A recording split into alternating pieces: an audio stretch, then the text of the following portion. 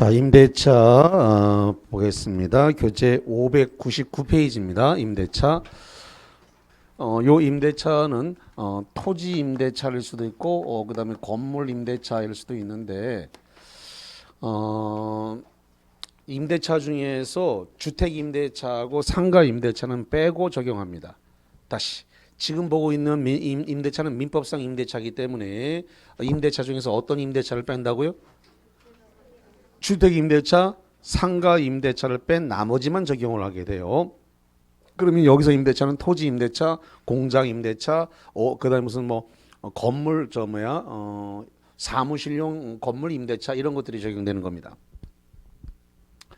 자, 그러면 이 임대차는 일단 최단 기간에 관한 규정이 없습니다. 그래서 토지, 건물, 토지도 없고 건물도 없고 둘 다 없습니다. 그 다음에 최장에 대한 기간도 제한 없습니다. 그래서 토지와 건물 둘 다 제한이 없다 이렇게 정리를 합니다.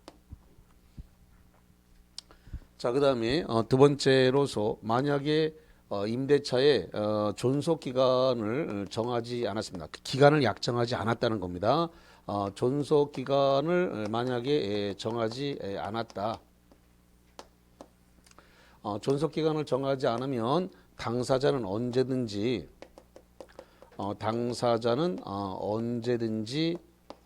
해지 통지를 할 수 있습니다. 끝내자라고 통지할 수 있다는 거죠. 그러면 이 해지 통지를 받았을 때 지금 만약에 임대인이 해지 통지를 했다. 임대인이 해지 통지를 하게 되면 임차인이 받은 날로부터 6월. 그 다음에 임차인이 해지 통지를 했다면 임대인이 받은 때로부터 1월. 그 다음에 동산에 대해서는 5일이 적용됩니다. 그래서 6.15 남북공동성명이 적용된다. 6.15 남북공동성명이 적용되는데 요거는 전부 다 받은 날 기준입니다. 받은 날로부터입니다. 왜 이걸 강조하냐면 한 날로부터, 그러니까 해지 통지 한 날로부터 6월 이렇게 낸 적도 있습니다. 해지 통지 한 날이 아니라 뭐 한 날이라고요? 받은 날. 그래서 임대인이 통지를 해서 임차인이 받은 날로부터 6월이에요. 임차인이 해지 통지해갖고 임대인이 받은 날로부터 1일이 되는 거서 해지 통지 한 날이 아니라 뭐 한 날이라고요? 받은 날.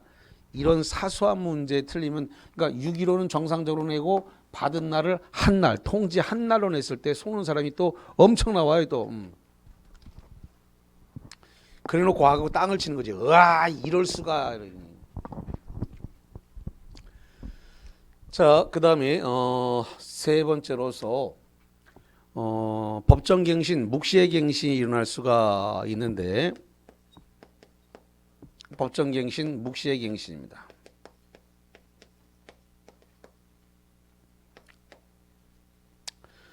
임대인이 임대차가 만료됐습니다. 종료됐습니다.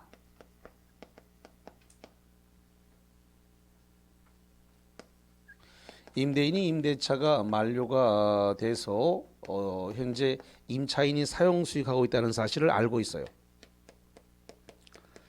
임차인이 계속해서 사용 수익을 하고 있다. 계속 사용 수익하고 있다는 것을 임대인이 알면서 요 임대인이 상당한 기간 내에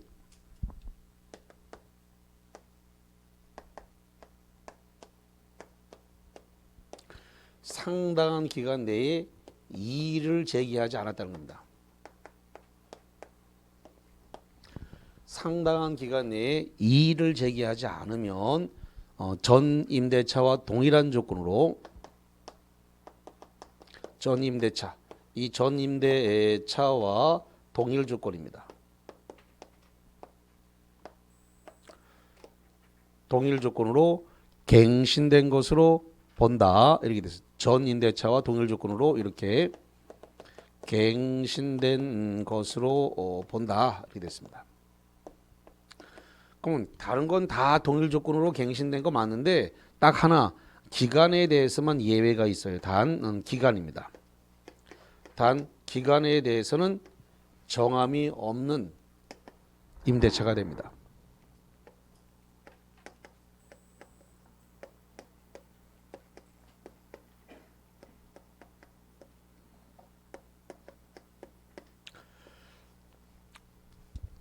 묵시행신, 법정갱신이 되면 전 임대차와 동일 조건으로 갱신이 됐지만 기간에 대해서만 정함이 없는 임대차니까 그러면 법정갱신, 묵시행신 됐다 하더라도 임대인이 임차인한테 해지 통고를 하게 되면 해지 통고를 받은 임차인이 받고 6월이 지나면 임차인이 해지 통고하면 임대인한테 했겠죠. 임대인이 받고 1월이 경과되면 그 임대차는 해지가 된다 이런 소리입니다. 가장 지금 특이 사항은 뭐냐면 이게 지금 특이 사항이에요. 이게 상당한 기간 내라고 되어 있는 게 이게 특이 사항이다 이 말이에요. 자, 왜 특이 사항인가에 대해서 한번 정리를 하겠습니다. 법정갱신, 묵시행신은 모두 민법과 민사특별법 전체를 통틀어서 4번 나오게 됩니다. 몇 번 나온다고요? 4번. 4번 나오는데 전세권에서는 법정갱신이 어떻게 돼 있던가요? 전세권 설정자가 기간 만료 6월에서 1월 다시 한번 얼마라고요? 6월에서 1월 전까지 갱신 거절, 조건 변경 이런 걸 통지를 해야 되는데 안 했어요. 언제까지 안 했다고요? 6월에서 1월. 전세권은 6월에서 1월 사이에 안 했어요. 누가 안 했다고요? 설정자. 전세권 설정자란 말이 붙어있는 쪽이 소유자입니다. 설정자가 그걸 안 했어요. 그러면 법정갱신이 된 겁니다. 법정갱신 되면 얼마를 보장한다? 1년 6월을 보장하는 거예요. 1년 6월을. 자, 그 다음에 여기는 지금 들어온 자리는 민법상 임대차입니다. 민법상 임대차는 임대인이 이걸 갖다가 지금 임대차가 만료가 됐는데 임차인이 계속 사용을 해요. 6월에서 1월 적용을 하는 게 아니고요. 임대차가 만료가 됐는데 임차인이 그 목적물을 계속 쓰고 있어. 그런데 거기에 대해서 임대인이 상당한 기간 내에 이의를 제기하지 않았다. 여기서 상당한 기간을 얼마를 말한다? 15일에서 30일이에요 이게. 그래서 15일에서 30일이라는 기간인데 이 상당한 기간 내에 임대인은 임차인이 계속 목적물을 쓰고 있음에도 불구하고 그냥 가만히 내버려 두더라. 그럼 자동으로 뭐가 일어났다고요? 갱신이 일어난 거다. 그래서 이의를 제기하지 않으면 바로 묵시갱신, 법정갱신이 일어났다. 전 임대차와 동일 조건으로 차임 월세는 그대로 내면 되고 다만 기간은 모르고 넘어간다고요? 정함이 없는 임대차니까 정함이 없는 임대차는 존속기간이 없는 거니까 그대로 6.15 남북공동성명이 그대로 적용이 된다. 이런 소리입니다. 자, 그 다음에 말을 바꿔서 주택임대차. 주택임대차에서는 어떻게 됩니까? 법정갱신이 임대인이 기간 만료 6월에서 2월. 다시 한번 주택임대차는 법정갱신이 기간 만료 6월에서 얼마라고요? 2월. 6월에서 2월 사이에 갱신 거절, 조건 변경 이걸 통지해야 되는데 안 했어요. 안 하게 되면은 자동으로 갱신된 것으로 본다. 갱신되면 주택임대차는 법정갱신되면 얼마를 보장한다? 2년 보장해요. 얼마 보장한다고요? 2년. 2년이 보장되는 거예요. 2년이. 예. 아까 전세권은 얼마 보장한다 그랬어요? 1년 6개월. 1년 6개월이 보장이 되네요. 전세권은 법정갱신되면 1년 6개월을 보장하는 거고 임대차는 법정갱신되면 얼마를 보장한다? 6월을 보장하는 거예요. 6월. 얼마 보장한다고요? 6월. 법정갱신되더라도 정함이 없는 전세권이기 때문에 바로 해지할 수가 있어요. 해지하면 얼마가 보장된다고요? 6월. 6월 보장되는 거예요. 그래서 6.15고 남북공동성명이 적용되는 거예요. 그 다음에 주택임대차는 얼마 법정갱신되면 얼마 보장한다고요? 2년 보장한다니까. 주택임대차는 얼마 보장한다고요? 2년. 2년 보장돼요. 자, 상가 임대차에서 법정갱신 이렇게 됩니다. 상가 건물의 임대인이 기간 만료 6월에서 1월. 6월에서 1월입니다. 6월에서 1월 사이에 갱신 거절, 조건 변경을 통지하지 않으면 전세과 동일한 조건으로 갱신됐는데 단 기간을 얼마 보장한다? 1년 보장해. 얼마 보장한다고요? 1년. 그러니까 다 조금씩 다 다르단 말이에요. 그러니까 법정갱신이 4번 일어났는데 조금씩 뭐가 달라도 조금씩은 다 달라. 이게 희한하게 뭐가 달라도 조금씩은 다 특성이 있단 말이죠. 전세권은 어떻게 돼 있다고 이 기간이 6월에서 1월. 그다음에 법정갱신 되면 보장을 얼마 한다고요? 1년 6월. 등기 안 해도 돼요. 법정갱신했으니까. 그다음에 민법상 임대차는 법정갱신하면 기간 보장이 어떻게 된다고요? 정함이 없는 임대차로 가요. 법정갱신에 뭐 한다고 정함이 없는데 특이한 것은 이거는 6월에서 2월, 6월에서 1월 이게 없어요. 그냥 임대차가 만료됐는데 임차인이 쓰는 거를 임대인이 뻔히 보면서 그냥 아무 소리도 안 했다. 아무 소리 안 했다. 이의제기 안 했다는 거예요. 아무 소리 안 하고 그냥 가만히 내버렸다. 그럼 자동 법정 갱신된 거고 그렇게 되면 6.15 남북 공동성명으로 넘어간다. 이런 소리예요. 그 다음에 주택임대차에서는 법정 갱신되려면 6월에서 얼마라고요? 2월. 그러면 법정 갱신되면 얼마를 보장한다? 2년.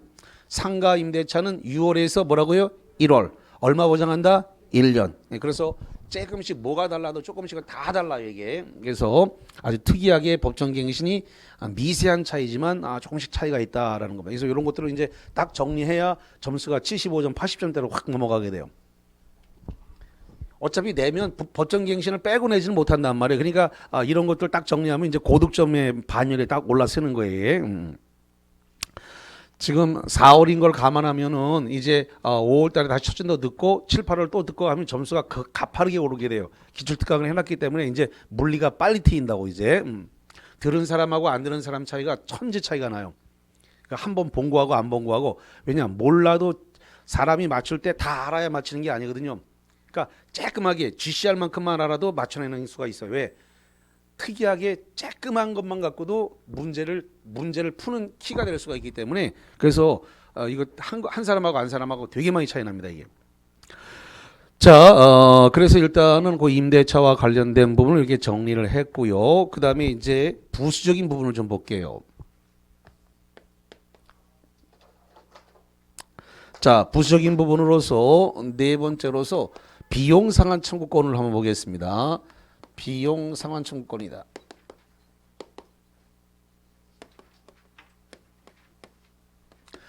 이 비용 상환 청구권에서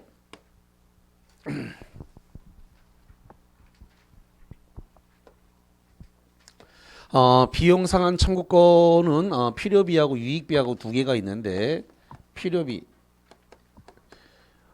유익비. 필요비와 유익비가 있는데 이 필요비는 지출 즉시 달라고 할 수 있어요. 지출 즉시.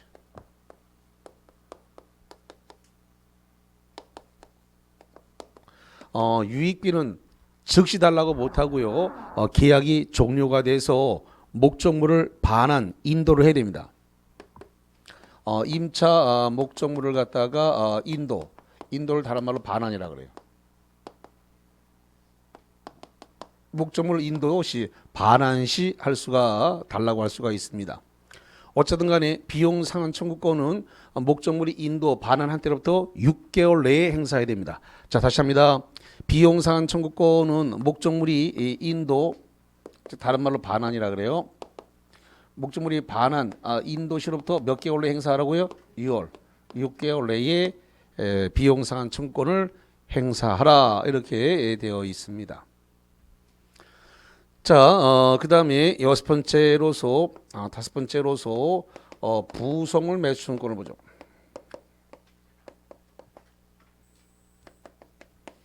이 부속물 매수 청구권은 지금 건물 임대차에서 발생합니다. 건물 임대차. 건물 임대차에서 발생하는데 일단 이것도 마찬가지로 임대차가 종료해야 합니다.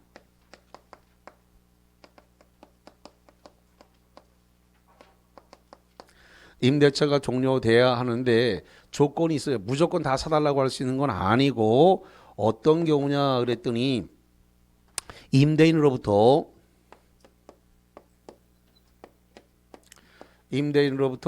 동의를 받았습니다. 동의를 받아 부착을 했다 이거죠. 또는 두 번째 임대인으로부터 매수하여 부착했다 이거죠.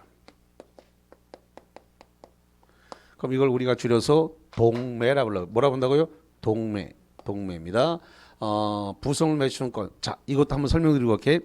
부속물 매수청구권도 고맙게 4번 나오게 됩니다. 다시 민법 전체를 통틀어서 부속물 매수청구권 몇 번 나온다고요? 4번. 자, 어떻게 나오냐 그러면 전세권, 민법상 임대차, 주택임대차, 상가임대차. 그래서 모두 몇 번이라고요? 4번. 고맙게도 4번 다 동매야. 뭐로 되어 있다고요? 동매. 동의를 받아 부착하거나 매수해서 부착한 것만 사달라고 할 수 있습니다. 동매의 경우만 사달라고 요구할 수 있다라고 하는 거. 그리고 이 부속물은 독립성이 있어야 된다는 조건이 있습니다. 다시 한번 무슨 성이 있어야 한다고요? 독립성. 독립성을 있어야 됩니다. 그럼 뒤집어 얘기해서 독립성이 없다. 그러면 부합물이 되기 때문에 독립성이 없는 경우에는 부속물 매수청구권이 발생하지 않는다라고 하는 거. 요거 하나만 더 할까요? 유익비 상환을 청구했는데 유익비를 안 주면 유익비 안 준다는 이유로 유치권 행사할 수 있다 없다?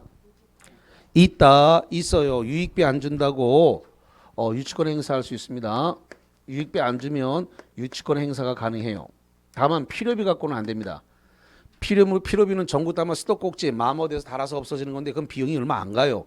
몇만 원 안 가기 때문에 1, 2만 원, 3, 4만 원 몇만 원 안 가기 때문에 필요비 갖고는 유치권 행사 안 되고 유익비여야 합니다. 유익비 가지고 유치권 행사할 수 있는데 다만 법원에서 허여를 한 경우에는 유치권 행사가 안 됩니다. 허여가 뭐예요? 유예. 그래서 법원에서 한 달 유예하거나 2달을 유예를 해주게 되면은 유치권 행사가 발생 못한다. 그래서 예외가 있다는 거. 유치권 행사를 유익비에 대해서 유치권 행사를 할 수 있는데 법원에서 허여한 경우에는 안 된다라고 하는 예외가 있다라고 하는 거. 자, 그다음에 지상물 매수청구권입니다. 지상물 매수 청구권. 지상물 매수 청구권은 요게 일단 계약 기간이 종료가 돼야 됩니다. 자, 2가지로 나눠서 볼게요. 계약 기간이 존속 기간이 없는 거. 그다음에 존속 기간이 있는 경우. 존속 기간이 지상권의 존속 기간이 없게 되면은 이게 임대인이 해지 통고함으로써 즉시 해지가 됩니다.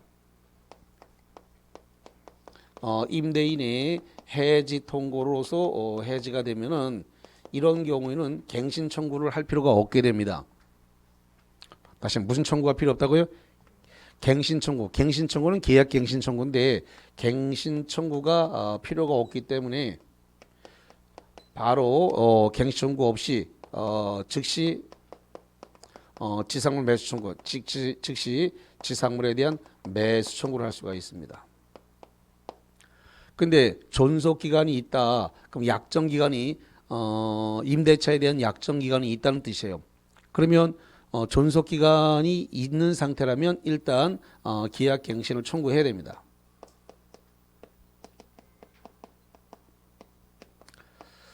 존속 기간이 있으면 계약 기간이 있다는 뜻이니까 그러면 갱신 청구를 하고 여기에 대해서 임대인이 불응 한마디로 거절했다 이거죠. 거절하면 거절하게 되면 이제 매수 청구권을 행사할 수 있어요.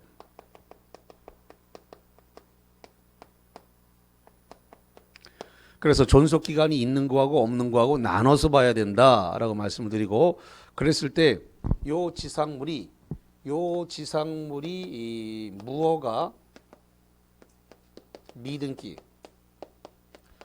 미등기라도 발생을 합니다. 지상물이 무허가 미등기 건물이라도 존속 기간이 만료됐을 때 계약 갱신 거절하게 되면 사주세요라고 요구할 수 있고요. 그 다음에 임대인의 동의를 안 받고 설치했습니다. 임대인의 동의 없이 건물을 축조한 겁니다. 동의 안 받고 건물을 지었다 하더라도 사과라고 할 수 있습니다. 자, 그 다음에 임대인에게 경제적 가치라든가 필요가 없어요. 그 건물이 임대인한테 경제적 가치가 없어요. 더 나아가 필요도 없어요. 그래도 사달라고 할 수 있습니다. 임대인한테 경제적 가치가 없고 필요성이 없어도 사달라고 할 수 있다라는 겁니다. 이 매수 청구권은 형성권이기 때문에 사달라고 요구하는 순간 사줘야 돼요. 무슨 건이라고요? 형성권이에요. 형성권이기 때문에 일방 당사자의 의사 표시만으로도 법률적 효력이 발생합니다. 자, 그 다음에 매수 청구권, 지상 매수 청구권을 행사하게 되면 이것은 바로 시가로 매매가 성립된 것으로 본다. 이렇게 됩니다. 시가로 매매가 성립된 것으로 본다. 그래서 자동으로 이렇게 성립된 것으로 처리가 되어집니다. 자, 그 다음에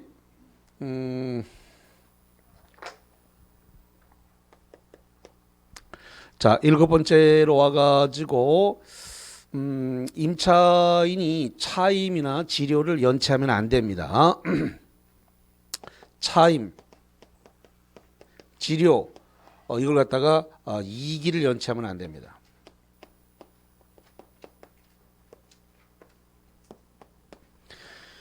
차임이라든가 지료를 이기를 연체하게 되면 그러면 채무불이행으로 보게 되죠. 채무불이행입니다. 채무불이행이 되면 계약 해지 사유가 발생을 해요. 그래서 임대차 해지 사유예요.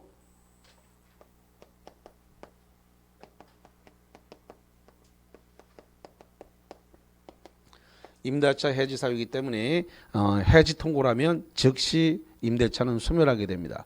문제는 이렇게 채무 불이행으로 인해서 임대차가 해지가 되면은 그러면 여기 지상물 매수권 이거 행사 못합니다.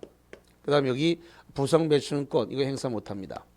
자, 다시 차임 지료 같은 것으로 연체해서 채무 불이행으로 인해서 계약이 임대차가 해지가 되면 부성물 매수권, 지상물 매수권 발생한다 안 한다? 안 한다. 안 한다. 이런 거 다 발생 안 합니다. 자, 그러면 일단은 프린트물 5번 문제를 한번 풀어 보시죠. 자, 5번을 한번 보겠게요. 5번에 토지 임차인의 지상물 매수 청구권에 관한 다음 설명 중 옳지 않은 것은 번호로 해볼까요? 몇 번이 틀렸을까요? 3번이 틀렸네요. 3번. 자, 1번부터 지상물 매수 청구권은 임대차 존속 기간에 만료로 소멸하는 경우이어야 인정되고 차임의 지체로 인한 해지의 경우는 행사할 수 없다. 여기 차임의 지체로 인해서 해지가 된 경우에는 지상물 매수 청구권을 행사할 수 있다 없다? 없다. 그래서 맞은 소리고. 두 번째, 기간에 약정이 없는 임대차를 임대인이 해지 통고한 경우에도 인정되는데 이 경우 매수 청구권을 행사하기 위해서는 갱신 청구권을 행사할 필요가 없다. 여기 지상 매수권의 존속 기간이 없어요. 그럼 임대차에 약정 기간이 없는 임대차는 임대인이 언제든지 해지 통고를 할 수 있기 때문에 임대인이 해지 통고를 받으면 갱신 청구권이 없기 때문에 막바로 즉시 매수 청구, 지상 매수 청구를 할 수 있다라는 겁니다. 맞는 말이고 요 이야기입니다. 즉시 매수 청구를 할 수 있다. 계약 갱신 청구권이 없기 때문에 그래요. 자, 그 다음에 세 번째, 매수 청구의 대상인 건물은 임대차 계약 당시의 기존 건물이거나 임대인의 동의로도 신축한 건물이 된다. 여기 써놨습니다만 임대인의 동의를 받지 않은 건물도 관계가 없어요. 무허가 하나도 되고 임대인한테 경제적 가치 필요성이 없어도 사가라고 할 수 있다는 겁니다. 3번이 틀렸네요. 자, 그 다음에 4번에 그 지상의 건물이 객관적으로 경제적 가치가 있는지 여부나 임대인에게 소용이 있는지 여부는 그 행사 요건이라고 볼 수 없다. 그렇죠. 임대인에게 경제적 가치가 없어도 필요성이 없어도 사가라고 할 수가 있는 부분이기 때문에. 자, 그 다음에 5번입니다. 임차인 소유의 건물이 임대인이 임차지 외에 제3자 소유 토지에 의해 제3자 소유 토지 위에 걸쳐서 건립되어 있는 경우에는 임차지 위에 서 있는 건물 부분 중 구분 소유권의 객체로 될 수 있는 부분에 한하여 임차인에게 매수 청구가 인정된다. 자, 이게 무슨 소리냐면 이런 건데.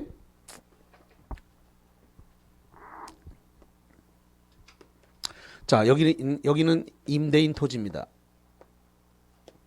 여기는 임대인 토지고 여기는 제3자 토지입니다. 임차인이 건물을 건축했는데 이렇게 지금 임대인 땅하고 제3자 토지에 걸쳐 가지고 이렇게 지금 건물을 지었네요. 임차인이. 그러면 이렇게 됐는데 문제는 임차인이 이 건물을 갖다가 보존 등기를 할 때 통으로 그냥 등기를 했습니다. 통으로. 통등기. 그리고 통등기를 했다는 말은 구분을 하지 않고 전체를 하나로 등기했다는 소리예요. 이렇게 되면 임대인 토지와 3자 토지에 걸쳐서 건물이 지어졌기 때문에 이 경우에는 지상물 매수 청구권이 발생하지 않습니다. 자, 다시 합니다.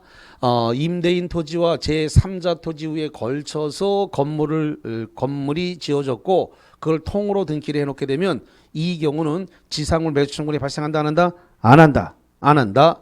그런데 이렇게 임대인 토지와 3자 토지에 걸쳐 있는데 이걸 구분 소유권으로 등기했다는 겁니다. 자, 예를 들어서 101호, 102호, 103호, 그 다음에 104호 이렇게 구분 소유권으로 등기했기 때문에 103호까지는 정확하게 임대인 토지 위에 있어요. 그래서 101호, 102호, 103호 그래서 103호까지는 임대인 토지에 있으니까 요거 구분 소유권에다 103호까지 사주세요라고 요구할 수 있다는 겁니다. 다만 104호 부분은 3자 토지니까 여기는 제외하고 임대인 토지에 있는 구분 소유 부분만 사주세요 요구할 수 있다 없다? 있다. 그럼 5번 내용은 구분 소유돼 있다고 돼 있단 말이죠. 다시 한번 볼게요. 5번 임차인 소유의 건물이 임대인의 임차지 외에 제3자 토지 위에 거기 임대인이 아니라 임대인의 내가 오타가 나서 그래요. 임대인이 아니라 임대인의 임차지 외에 제3자 소유 토지 위에 걸쳐서 건립되어 있는 경우에는 임차지 위에 서 있는 건물 부분 중 구분 소유의 객체 잠깐만 무슨 객체라고요? 구분 소유의 객체. 구분 소유의 객체가 101호, 102호, 103호, 104 이렇게 따로 딴 거 구분 등기해놨다 그 소리예요. 그게. 구분 소유의 객체로 될 수 있는 부분이 하나요. 임차인에게 매수 청구가 인정된다. 그래서 5번 지문은 맞는 그런 내용이 되겠습니다.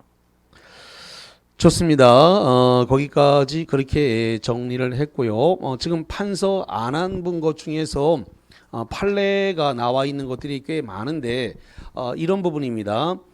임대인은 임차인의 안전배려 의무 있다 없다? 다시 임대인은 임차인에게 안전배려 의무가 있다 없다? 그러니까 있다가 맞는데 판례는 안전배려까지 할 의무는 없다 이렇게 판례가 나와 있어요. 그러니까 제가 봤을 때 그 판례는 변경을 해야 돼요. 그러니까 벌써 지금 있다라고 나오잖아요. 근데 판례가 없다라고 돼 있단 말이에요. 그러면 시대에 안 맞다는 거예요. 있다라고 나오니까. 그러니까 그 판례는 이미 옛날 판례라는 거죠. 그래서 임대인이 임차인에게 안전배려 의무가 없다라고 판례가 나와 있는데 지금 1인 가구가 많고 여성이 혼자 사는 경우가 많기 때문에 이제는 안전배려 의무를 법제화해야 된다라고 봅니다. 잠깐만 판례라고 하는 것이 영구무한으로 옳은 건 아닙니다. 시대가 변하면 판례 변경을 해야 돼요. 그래서 이 대법원 전원 합의부로 넘기게 되면 판례 변경이 가능합니다. 보통 대법원은 3인의 대법관으로 재판부를 구성을 해요. 3인의 재판부로 해서 재판을 하는데 판례 변경이 필요할 때는 대법관 전원으로 합의부로에 넘기게 돼요. 그러니까 전원 합의부로 넘어가면 판례 변경을 할 수 있다는 뜻이 돼요. 이런 경우는 시대에 뒤떨어진 판례이기 때문에 합의부로 가야 됩니다. 이건 전원 합의부로 가야 돼. 이런 경우에. 그러니까 이건 시대에 안 맞아요. 근데 그래서 판례가 임대인이 임차인에게 안전배려까지 할 의무는 없다. 판례가 이렇게 나와 있어요. 이제 그 부분 판례 변경이 필요해 보여요. 지금 제가 보겠을 때 지금 이제 곧 몇 년 안에 이 판례 변경해야 됩니다. 제가 보기에는 이건 늦었어요. 더 빨리 판례 변경을 해야 되는데. 자, 그래서 그런 내용이 있다. 그리고 이런 부분입니다. 임차인은 임대인으로부터 목적물을 넘겨받았어요. 그게 건물인지 토지인지 모르겠습니다만은 그럼 임대차 기간 동안에는 잘 보관하고 있다가 계약 기간이 끝나고 나면 임대인한테 다시 명도해 줘야 되겠죠? 그래서 잘 관리를 해야 된다라고 해서 이거는 선관주의라 그래요. 뭐라 그런다고요? 선관주의, 선량한 관리자로서의 주의 의무를 다하라. 그래서 줄여서 뭐라 한다고요? 선관주의, 선관주의입니다. 선량한 관리자로서의 주의 의무를 다해야 된다. 자, 그 다음에 이런 판례가 있는데 임대차 기간이 끝나고 나면은 보증금 반환을 요구할 수가 있는데 보증금이 있었다라고 하는 것은 누가 입증을 해야 됩니까? 보증금이 있었다라고 하는 부분에 대해서는 누가 입증한다? 응? 임차인이 입증해야 돼. 내가 보증금 줬다. 보증금 줬다라고 하는 거에 대한 입증 책임은 임대인이 아니고 누가 한다고요? 임차인이 입증해야 돼요. 그래서 그것도 시험 문제 나옵니다. 임차 보증금이 있다라고 하는 것에 대한 입증 책임은 임대인한테 있는 게 아니라 임차인한테 있어요. 임차인한테. 예. 그러니까 가능하면은 이렇게 계좌 이체하는 게 제일 좋겠죠. 보증금 들고 가서 손에다가 이렇게 떡 주지 말고 계좌 이체하면 증거가 다 남잖아요. 그러니까 그러면 은행 가서 딱 그 계좌 띄워보거나 통장 딱 찍어보면 다 나오잖아요. 그러면 얼마든지 입증이 가능하거든요. 계좌 이체를 해놓는 게 가장 입증에 좋아요. 왜냐 임대인과 임차인 사이에 그 돈이 오고 갔으면 그 당연히 그 계약 시점에 보증금으로 볼 수 있는 거니까 그러니까 당연히 입증하기가 용이한데 들고 가서 그냥 줘버리게 되면 이제 현금 줘버리게 되면 그런 문제가 이제 입증하기가 곤란한 문제가 발생할 수가 있습니다. 자, 그 다음에 이런 판례가 있는데 임차 목적물에 화재가 발생했습니다. 임차 목적물에 화재가 발생한 부분에 대해서 그 입증 책임 그 입증 책임은 임차 건물에 대해서 화재가 발생한 부분에 대해서 입증 책임은 누구한테 있을까요? 임차인한테 있습니다. 왜? 임차인이 선관주의 의무, 그러니까 선량한 관리자로서 주의 의무를 다해야 되기 때문에 이거 내가 불낸 거 아니다. 내가 불낸 거 아니다라고 하는 부분에 대한 입증 책임이 임차인에게 있습니다. 임차인에게. 임차 목적물이 화재로 멸실을 소실하게 되면 내가 불낸 거 아니다라는 것에 대해서 임차인이 입증할 의무를 진다. 라고 하는 거 보고요. 자, 프린트물과 관련해서 6번 문제를 하나 풀어보시죠. 자, 6번 보겠습니다. 임대인과 임차인 사이의 약정으로서 다음 중 유효한 약정은 어느 것인가? 자, 번호를 해볼까요? 몇 번이 유효하다? 3번이 되겠습니다. 자, 1번 볼게요. 차임을 단 1회라도 연체한 경우에 임대인이 곧 계약을 해지할 수 있다는 이정. 여기 보니까 몇 기를 연체해야 해제가 가능해요? 2기입니다. 요거보다 짧게 정한 것은 임차인에게 불리한 규정이기 때문에 무효입니다. 그래서 2기가 연체되는데 1기 연체해도 해제하겠다라고 하는 것은 지나치게 불리한 약정으로서 무효입니다. 그 다음에 두 번째, 토지의 임대인이 해지 통고하는 경우에 1월 이내에 임차 토지를 명도하기로 했다라고 하는데 임대인이 해지 통고하면 얼마가 지나야 돼요? 6월이 지나야 돼요. 자, 그 다음에 세 번째, 건물의 임차인이 임대차 관계 종료 시에 건물을 원상회복하여 명도하기로 하는 약정. 이건 너무나 당연한 약정이기 때문에 유효입니다. 자, 네 번째, 이렇게 지금 원상회복하여 명도한다라고 했을 때 이것은 판례에서 비용상한 청구권 포기 특약으로 봅니다. 다시 한번 거기 나와 있는 원상회복해서 명도하기로 한다라는 약정이 붙었죠. 예, 이게 특약에 붙게 되면은 무슨 특약으로 본다? 판례는 무슨 특약으로 본다고요? 비용상한 청구권 포기 특약으로 본다. 이렇게 판례는 보고 있습니다. 자, 그 다음에 네 번째로 갑니다. 임대인이 일방적으로 차임을 인상할 수 있지요. 상대방은 이의를 제기할 수 없다? 안 되죠. 일방적으로 올리더라도 1년에 5%까지만 올려야 되는데 일방적으로 올린 게 그게 10%, 20%, 30%일 수도 있죠. 몇 프로 올린다는 말 없잖아요, 지금. 그러면 그 사람이 10% 올릴지 20% 올릴지 30% 올릴지 알 수가 없잖아요. 거기에 대해서 이의를 제기하지 말라라고 한 건 잘못된 거잖아요. 너무 지나치지. 그러니까 5% 범위 내에서 올릴 때는 이의 제기하지 않는다. 그럼 뭐 합당한 거예요. 5%는 법에서 인정하고 있으니까. 근데 얼마를 올릴지 모르는데 이의 제기하지 못하게 하는 규정은 20% 올릴지 30% 올릴지 10% 올릴지 알 수가 없는데 이의 제기하지 못하게 하는 약정은 지나치게 불리한 약정으로서 뭐다? 무효예요. 그 사람이 합리적인 사람이라서 5%만 올리면 문제가 없지. 그런데 특약을 이렇게까지 써놓은 사람일 때는 합리적으로 볼 수가 없어요. 이의 제기하지 못한다. 이건 대단히 합리적이지 못한 그런 특약이에요. 아무리 특약이 우선한다 하더라도 임차인에게 지나치게 불리한 약정은 그 특약은 무효입니다. 자, 그 다음에 5번 건물 소유를 목적으로 한 토지 임차인이 임대인과 사이 기간 만료 시에 지상 건물을 철거하기로 하는 약정이다라고 했는데 이거는 말이죠. 바로 이겁니다. 지상물 매수청구권을 포기시킨 거예요. 임대차 기간 만료 시 건물 철거한다는 특약이 붙었죠.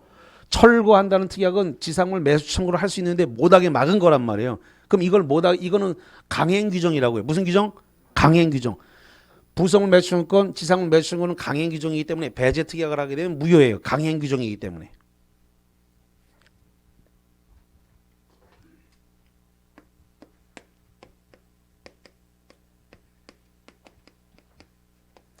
강행 규정이기 때문에 이것을 배제 특약을 하게 되면 무효다라고 하는 거. 너무 이렇게 쪼그라들게 생각하지 마시기 바랍니다. 계약 기간 끝나면 철거해 준다라고 너무 쪼그라들게. 그리고 잠깐만 이런 특약이 있다 칩시다. 임대차 계약할 때 이 특약 해놨어요. 그러면 계약 기간 만료 시에 이거 무효 주장할 수 있다 없다? 있다. 특약 해놔도 무효예요. 그러니까 임대차 계약할 때 해달라 그러면 해줘도 돼. 해줬다고 해서 이게 효력이 생기는 건 아니기 때문에. 그러니까 임대인 입장에서는 이거 해놨다고 해서 든든할지 모르지만 절대 효력이 발생하지 않습니다. 이거는. 그래서 임대차 끝났을 때 지상 건물 철거해 주기로 한 특약 그거 무효입니다. 지상물 매수 청구를 배제 특약을 했기 때문에 그거 안 되죠. 제가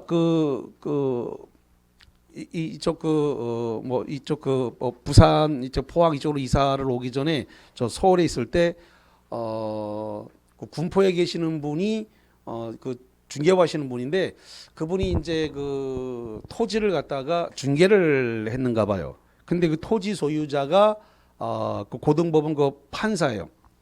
그래가지고 중개 그걸 하러 계약서를 쓰러 가야 되는데 떨려서 못 간대. 그래서 아니 왜 떨려요? 가서 쓰시면 되지. 그랬더니 아니 그 법원 사무실로 5시 5분에 오라다는 거야. 야, 그러니까 5시에 업무가 끝나니까 5분 뒤에 오라 그런 거지. 그래서 5시 5분에 계약서 쓰러 오라 그랬다는 거예요. 그래서 서울 고등법원 자기 판사실로 찾아오라 그랬다는 거예요. 그래가지고 간 떨려서 못 간대야. 간 떨릴 게 뭐 있어? 그냥 자기가 중개하는데 그래도 그 여자분이 아주 좀 약간 소심해. 그래서 그냥 같이만 가달래 그냥. 그래가지고 또 이제 뭐 또 중개해가지고 또 수수료 돈 받는다는데 또 가서 돈 받게 해줘야지 또. 그래서 이제 갔어요. 그 판사실을 찾아갔는데 5시 55분 돼갖고 들어갔어요. 계약서를 자기가 타이핑을 다 쳐놨더라고 가보니까. 다 계약서를 본인이 다 작성을 다 해놓으니까 원래는 그 중개사무실에 들고 가야 되는데 자기가 다 작성해놨어 이렇게 다 계약서를. 중개업자는 뭐 할 것도 없어. 내가 보니까 다 자기가 임의대로 다 작성을 했더라고. 그러니까 이제 들어가니까 이제 그 중개업 하시는 분 여자분하고 이제 여러 번 만났나 보지. 잘 아는 사이 잘 이렇게 알고 있던데 이제 물어보더라고. 옆에 오신 분은 누구세요? 그랬더니 우리 저 교수님입니다. 그러니까 이제 그때부터 얼굴이 흐해지더라고. 그 이제 거기 그 지상 그 건물에다가 이제 임대차 계약을 하기로 했던 모양이야. 그래가지고 거기에다가 뭐 건물을 짓기로 했는데 그게 하이마트 건물을 짓기로 했던 모양이에요. 이게. 그래가지고 10년 그 임대차 토지 임대차 10년인데 10년이 되고 난 다음에 그걸 갖다가 철거를 한다라고 하는 그런 말이 붙어 있더라고 보니까. 그랬다가 이제 가니까 아이고 이거 안 되겠구나. 그러면서 이제 철거한다라고 돼 있던 걸 이제 그때 지우더라고. 그래가지고 이제 자기가 이제 매수 청구해서 사는데 1,000만 원의 매수 청구해서 사는 걸로 이렇게 그걸 고치더라고 그거를. 그래가지고 지상물을 철거시키는 그러니까 법을 그렇게 아는 사람도 그걸 그렇게 악용을 하더라고 보니까. 그거 모를 리가 없잖아요 그 판사가. 근데도 불구하고 철거해야 된다는 특약을 거기다 넣어놨더라고 보니까. 그랬다가 이제 그걸 갖다가 지우고 자기가 매수 청구해서 자기가 그걸 매수 청구하는 걸로 그래서 지상물을 임대차 끝났을 때 자기가 지상물을 매수 청구해서 사가는 걸로 이렇게 해서 그걸 갖다가 계약을 그렇게 하는 걸 봤어요. 이야, 아는 사람이 더 무섭구나. 자, 그 다음에 조금 쉬었다가 와서 뭘 할 거냐면 동의가 있는 임대차와 동의가 없는 전대차. 그래서 그 부분을 좀 보겠습니다. 동의를 받고 전대차를 했는지 동의를 안 받고 전대차를 했는지 보겠습니다. 칠판을 다 지웁니다.